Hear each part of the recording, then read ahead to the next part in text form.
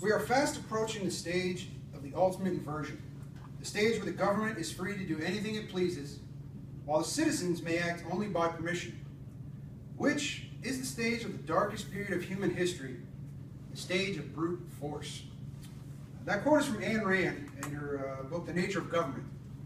Ayn Rand, born in St. Petersburg in 1905, was a prolific author, some of the most controversial works of the 20th century. Some of you might have had to read Atlas Shrugged in school. Others, Anthem is another one of her more well-known pieces. Throughout all of it, though, she actually had a philosophical idea called Objectivism. All of her books kind of tend to deal towards the subject, which Objective101.com actually states is a philosophy for living. But what is Objectivism? Who is John Galt? If you ever read any of her pieces, that's one of the quotes that you'll hear most associated with Ayn Rand, especially in times today. Simplified, Objectivism has four basic parts to it. Right? You have objective reality, reason, self-interest, and capitalism. In a 2011 poll, YouGov.com actually said 61% have heard of Ayn Rand. Most of them, obviously, through school, having read her books. But only 5% identified themselves as objectivist. So, if you've studied philosophy, you understand that there's a foundation to every philosophy, the metaphysical interpretation that philosophy has. Metaphysics just being explaining the nature of being. I think, therefore I am, one of the more commonly heard ties to that. For objectivism, the metaphysics is reality is objectively absolute. That table is a table. The wall is a wall. What you see is what it is. It's true to fact. You're interpreting it. You see it. It's there. I got it. I've accepted that. It's there. I don't have a choice in it. The table's the table. There's nothing I can do to change that. In Ayn Rand's own words, to quote Francis Bacon, nature to be commanded must be obeyed. Also, wishing will make it so. If I look at that table, I can't wish it to be a chair. Table's a table, chair is a chair. And that's all there is to it. So you have your state of being. You've already established that. You've already realized that it's unchangeable. I can't do anything about it. So how do you reason? What's the reasoning for that to exist? In philosophy, that's the study of the epistemology, all right? Also known as the theory of knowledge. How do I know that is what it is? For objectivism, reason is the key part. It's the only way that we really know what's real, what's not real. The key to objectivism with that reason, however, is if I'm looking at this chair and I've already accepted that it's a chair, I can't change that, my reasoning, there's no emotions to it, all right? Kind of like we've all heard the saying, you can have your cake and eat it too. In Ayn Rand's words, when it comes to reasoning, you can't eat your cake and have it too. All right, so I've looked at it, I've identified it, I know what it is. My personal feelings won't change it. There's nothing I can do to preclude what it is. So now I look into, okay, how can I take this and use it to my advantage? What is it going to do for me? And that brings us to the third tenet, self-interest. So ethics, right? The right or the wrong. For objectivism, for the ethics, it's a hard one for everyone to wrap around on when it comes to objectivism. For Ayn Rand and objectivism, it's all about me. It's self-interest is the key to objectivism. A little bit hard to kind of understand and get used to if you're used to that. Everyone's always the betterment of the common man. I'm going to treat them like I want to be treated. For objectivism, the self-interest part is what will make me the happiest. I need to drive myself to that point of happiness. That is my self-interest. If I can obtain that happiness, I've done what I can do.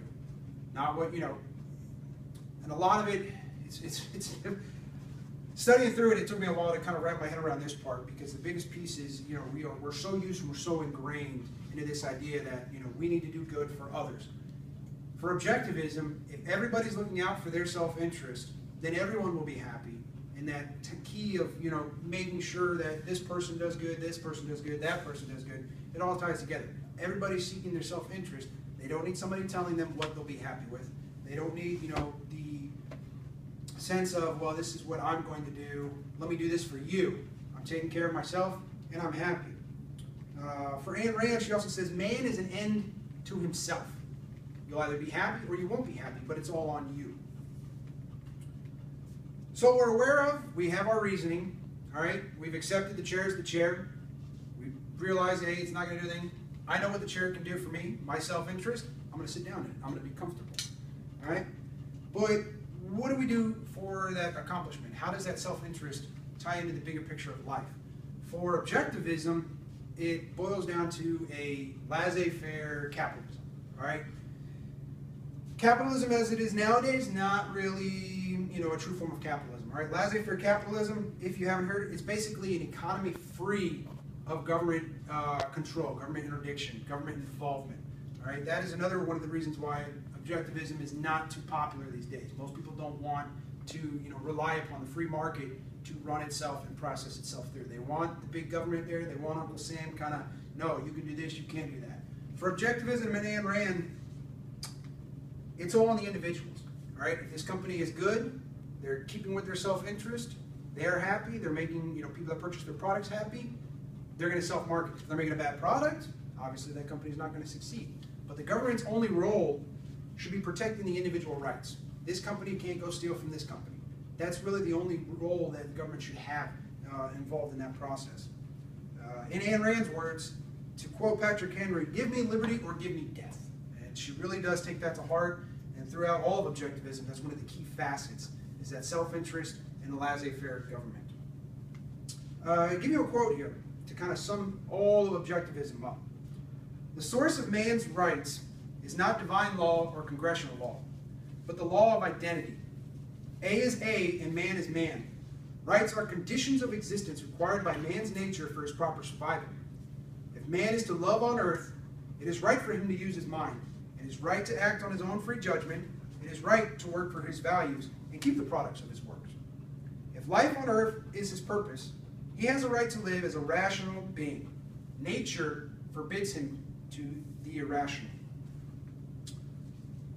Objectivism is a very large, in-depth study. Leonard Peikoff was actually, her self-possessed kind of successor to keeping objectivism. A great book, if you're actually interested in objectivism, is right here. It's very in-depth. We don't really have a lot of time to go into it. However, if you are interested, you can pick up that book. But it's pretty much a love it or hate it. You either accept it or you don't. And that's commonplace. That's hence why you see that 5% of people only see it as identifying themselves as objectivists. As with all philosophy, though, it is up to your own individual to decide, if object reality, reason, self-interest, laissez-faire capitalism, if that applies to you. In the end, though, you got to keep in mind, it's your own opinions, it's your own philosophy. Take it or leave it. Read through it, find out. Maybe you'll actually be able to find out who is John Galt and answer that for yourself.